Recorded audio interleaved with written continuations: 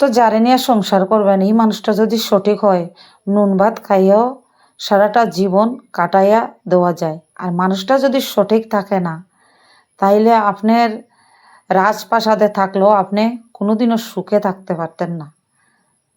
এই মানুষটা সঠিক হইতে লাগবো।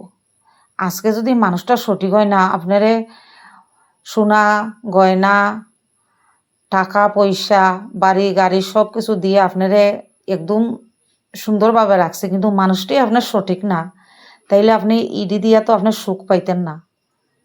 এই জন্য কইছে যে মানুষটা যদি সঠিক হওয়া যায়, তাইলে বাড়ি ঘর সোনা দানা এটা ম্যাটার করে না। তো হ্যালো এভরিওয়ান, কে কেমন আছো? আশা করি সকলে ভালো আছো। আমিও খুব ভালো আছি। আমি রাখি দেব। আমার বাড়ি ত্রিপুরা কৈলাস শহরে আবার একটা ছোট্ট মিনি ব্লগ নিয়ে আইলাম। তোমরা সবাইকে স্বাগতম জানিয়ে আজকের এই মিনি ব্লগটা শুরু করলাম। তে দেখো বন্ধুরা, কইতাছি আমরা তো মনের কথা অনেক সময় সবরেও কইতে পারি না। তো এই ছোটো ছোটো কাজের মাধ্যমেই মনের কথাটা তোমরার কাছে প্রকাশ করি।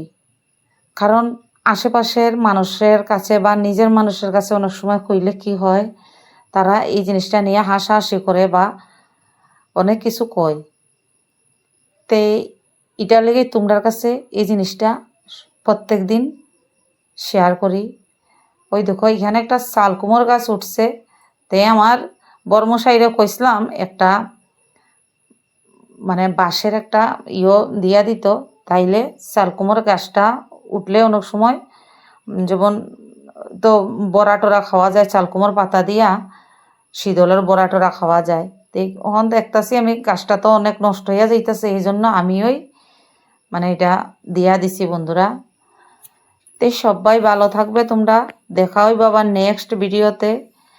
আর দেখো আমরা বাড়ির সামনে মানে আমরা বাড়ির পাশেই মানে তারা ট্র্যাক্টর দিয়া মাটিটারে ধান লাগাইবার লেগা করতেছে, আর ওই তো ফুলাবাই নাকি পর্যন্ত মাছ ধরতেছে। দেখো বন্ধুরা।